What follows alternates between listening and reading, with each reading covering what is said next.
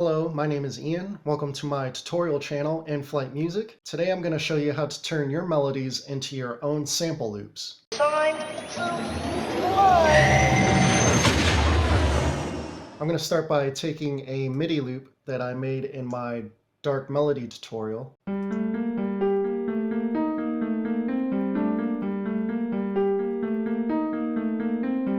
By the way, we're just using the regular FL keys here, but it's going to sound amazing by the time we're done. A lot of other tutorials will skip the step of adding things like delay and reverb at the very beginning, and that's really important when you're trying to make authentic sounding sample loops. Let's go ahead and add delay, and we're also going to add fruity reverb. So I'm going to turn off the reverb for now. We're just going to work on the delay, but I'm going to switch this to ping pong so that it echoes back and forth left to right. That right there is too much, so we're going to turn that down.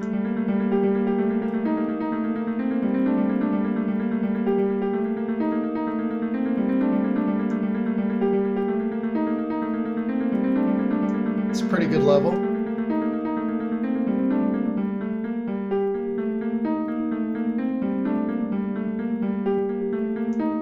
Now we're just getting rid of the high frequencies.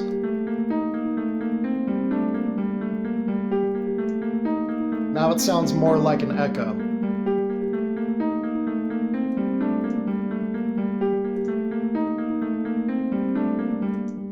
And if you wanted to, you could turn this mix knob down to have even less of that effect.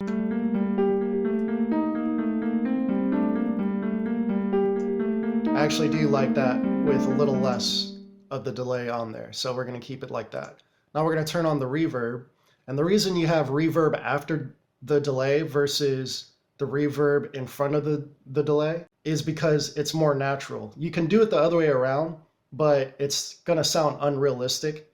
But that might be something that you want to try and do. If you were to drop a penny in an empty room, you would hear the penny's echoes bounce off the walls, and that bouncing off the walls is the reverb that you hear after. Really, typically you're hearing the delay first so that there's reverb coming off of each delayed echo instead of delaying the reverb. If that makes any sense. It probably doesn't, but here we go anyway.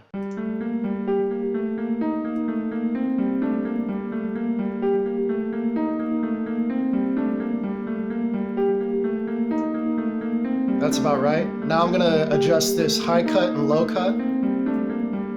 This tells you what frequencies you want to use. We're gonna make it dark again. So we're taking out some of the highs. And we're going to take out some of the lows.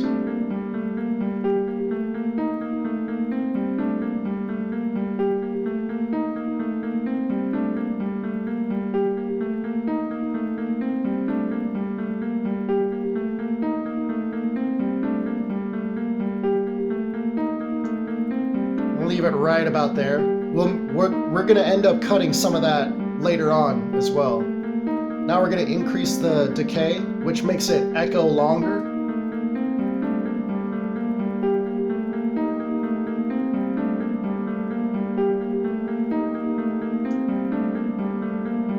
And we're going to turn down some of the bass, and we're going to increase the crossing point so that we're turning down a larger percentage of the bass.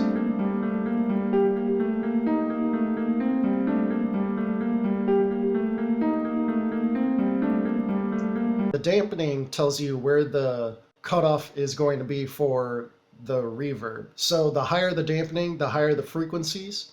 So if I increase this, the longer the reverb is going to react for higher frequencies. The lower it is, the shorter it's going to be for those high frequencies. So right now it's set at like 4K. So if I were to turn this down, you're going to hear less of the high frequencies reverberate. If I were to turn it up, which is what we're going to do, you're going to hear more of the high frequencies reverberate over this decay time.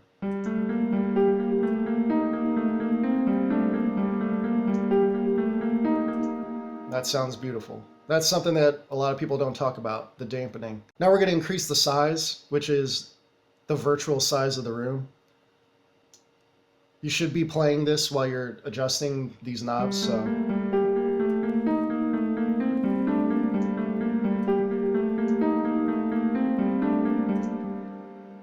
The diffusion creates walls, so the less diffusion you have, the less number of walls that you have. When it's all the way up, it's, you know, you see a perfect cylinder there. So, but we want some walls for it to bounce off of.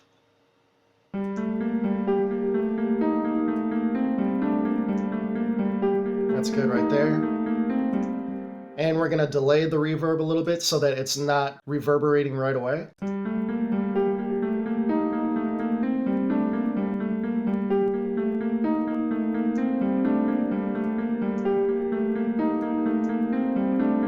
That's good right there. And we're probably just going to leave this alone because I like how everything's sounding right now, but just so that you can hear what it sounds like.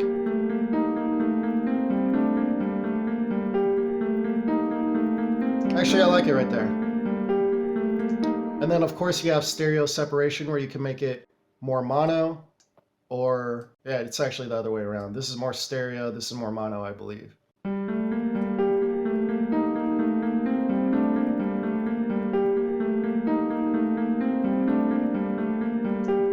Leave that right there. And we're going to adjust the wet and dry knob.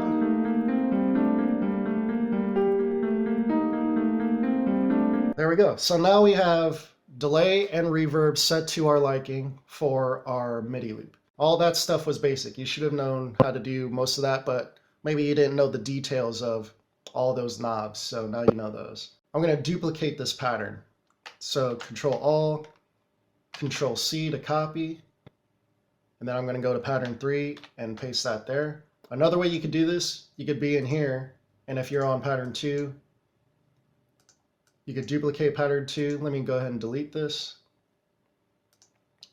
And you could just hit make unique, and it'll send that to pattern 3 and make it into pattern 3. So if you didn't know how to do that, now you do. Now I'm going to hit Ctrl-Alt for that, Alt-Y, and this flips the entire MIDI pattern horizontally. You could do vertically as well. I don't recommend doing that. That's not what we're doing for this video, but definitely test that out on your own.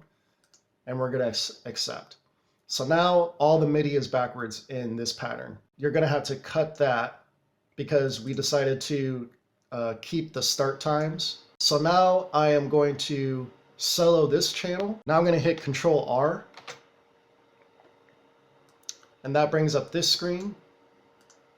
And what I'm going to do here, I'm going to make a new folder, B. And we're going to title this Reverse MIDI. Export that. Pay attention to my settings. Full song, cut remainder. You can have this on pattern if you're in pattern mode. But we're going to export as a wave. Now I'm going to refresh my browser, and I got my folder right here, and I'm just going to drag this in here. So now I'm going to solo this and listen to what we have here.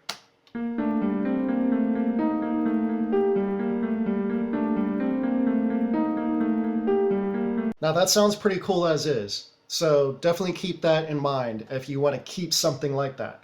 But what I'm about to show you is even cooler than that. We're going to go into the channel settings of that sample, and we're going to reverse it. So now you have this original MIDI and everything is reversed.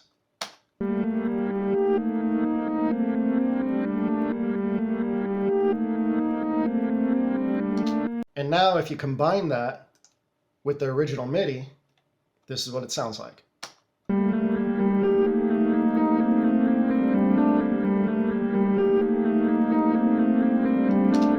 So now what we're going to do, I want to export this as well. And you'll see why I'm doing all this exporting towards the end. So now you have the original MIDI and the reverse MIDI that you could play together. And one thing that this does, it's going to save you on CPU. So say if you were using a VST like Omnisphere or Serum, exporting to audio, it's going to give you more CPU space because it's not being taken up by the VSTs anymore. And if you wanted to, you could just go to your VST, shut that off, and that VST won't be active anymore. Another thing that you could do, if you go to Tools, Macros, switch Smart Disable for all plugins,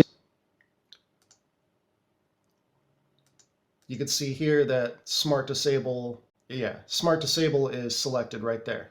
And what that does, it turns off the plugin whenever it's not being used. So even if this was on or off, it's not going to play if the MIDI of that plugin isn't being used. I use that button all the time, so that's a good macro to know. And it works for all of your effects. So if I pull up the delay, you'll see that Smart Disabled is selected there too. So now that plugin isn't being used either. Okay, so once you have this part, if you wanted to stop here, you can. But another thing that you can do after this to make this sound even more like a sample, we're gonna render this together. I recommend turning down the reverse MIDI a little bit.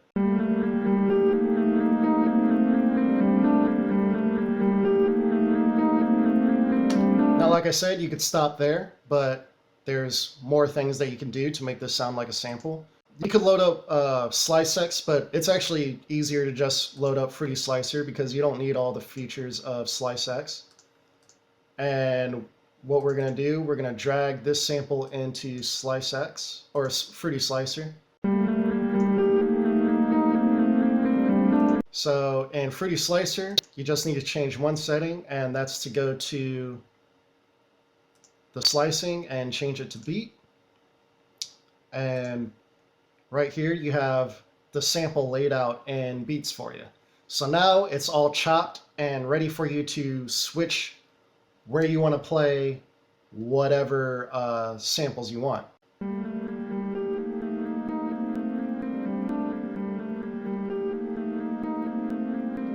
So you can hear that clicking at the beginning of each sample. To get rid of that, we could just increase the attack time just a little bit. And all the clicking's gone. I bet we could just change this to 1 millisecond and it'll be fine. Sure enough. Okay, so I already have a chopped up version of this melody saved, so I'm going to drag this in. And now we're going to listen to what it sounds like with all the MIDI notes changed and us playing the sample as we please.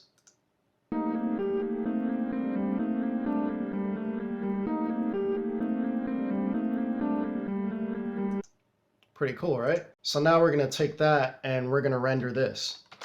And I could already see that this needs to be normalized, and we'll turn it down after we normalize it, if we need to.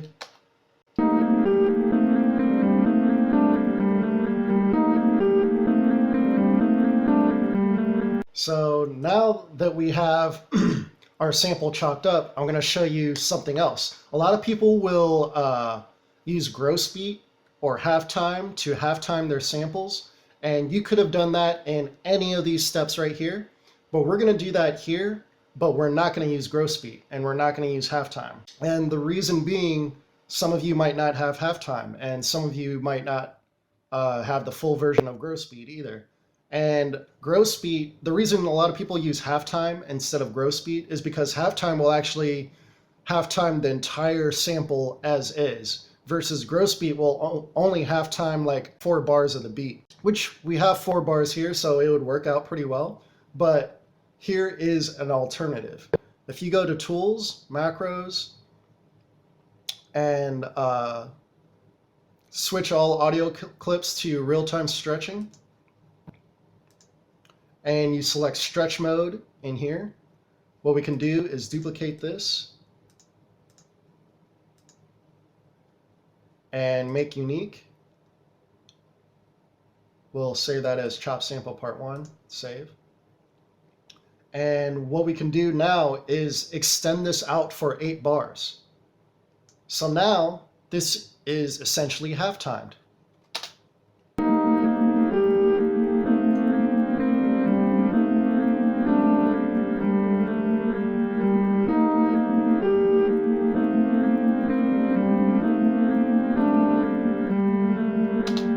Now the cool thing about this, why it's better than gross beat, besides what I already told you, now you have control of the pitch. Gross beat will automatically pitch this down to 12, and it would sound like this.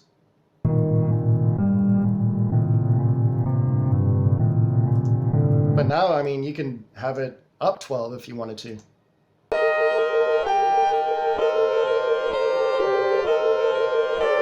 And that sounds horrible right now, but I promise you that would sound good with a little EQ. You just take out some of the highs, take out some of the lows, which we are going to do here in a second. But the cool thing that I want to show you is layering the original with the halftime version. So this is what this would sound like. A little loud, so let me go ahead and turn this down.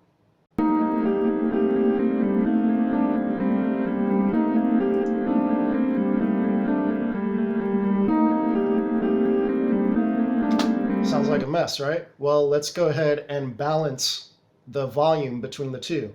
Typically, I'll turn down the halftime sample and leave the original chop sample up.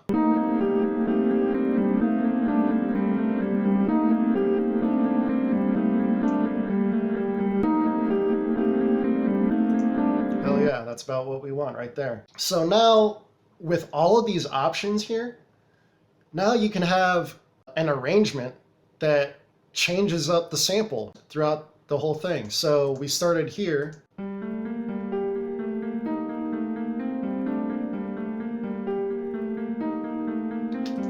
Moved on to here. After we reversed it. And then we combined it with the original sample. Which means if you kept these in the project, which I recommend you do, now you can have a section of the song with the original. And then this comes in. Or you just have this playing. That makes a good bridge, that makes a good intro, that makes a good pre-chorus, it makes a good chorus with all this combined. You have all these options now. And then you have the chopped up version.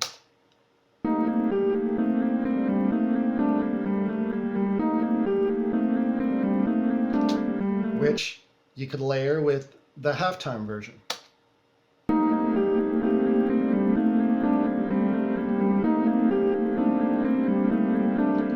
That could be the bridge while this is the main part of the song.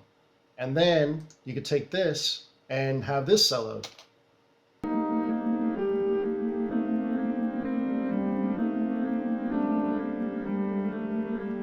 And what's really cool about this, if you wanted to, you could combine both of those, or you could just solo this one, and you could re-chop it again inside of Slice X.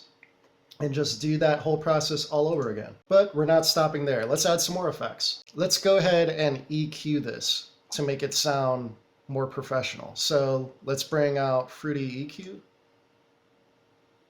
Parametric EQ 2. I'm going to combine both of these, and let's go ahead and play this.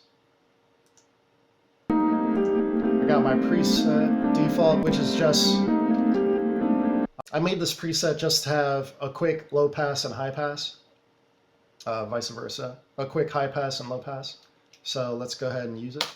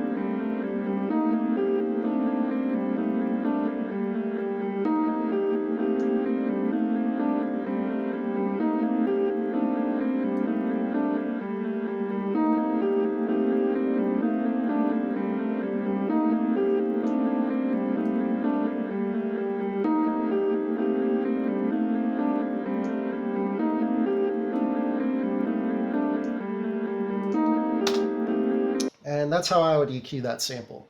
We're just trying to take out as much extra frequencies as possible. Here, this is just leaving room for the vocal. Usually your vocal is going to sit right around this area, but I'm taking out more of the low end than the mid area of the vocal, so that gives the vocal body a lot more room. And I'm boosting the high end of this sample so that you could actually hear the piano plucks within the reverse of the sample. So, I mean, that's just going to come with experience. But typically with my samples, when I'm doing this technique, my EQ curves look very much so like this. You'll notice with this this EQ point right here, I'm just using this to tame the high pass here. So it's not just, let me just show you what that looked like before. So it's not just sitting up like that. So just little changes just to make it hit exactly the way that I want it to hit. So now that we've EQ'd that out, let's go ahead and add a free plugin that anyone could get from iZotope Vinyl. This is super popular with every sample maker nowadays. But all we're just going to focus on is the warp depth and the year. Everything else, I'm just going to leave alone. You could experiment with all the other stuff, but the other stuff just adds noise. That's all it's doing. And here you could change how this warp depth is being manipulated with the sample.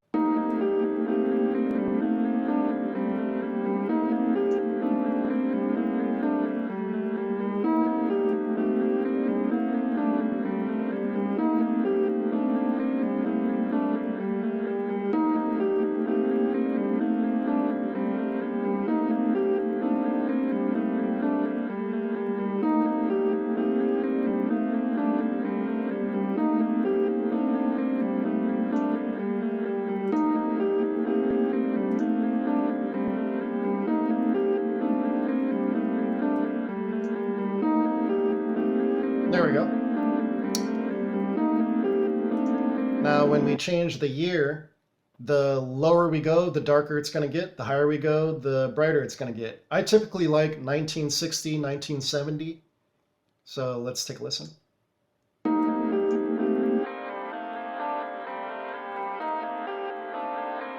I should have said thinner, not darker. The lower you go, the thinner it gets.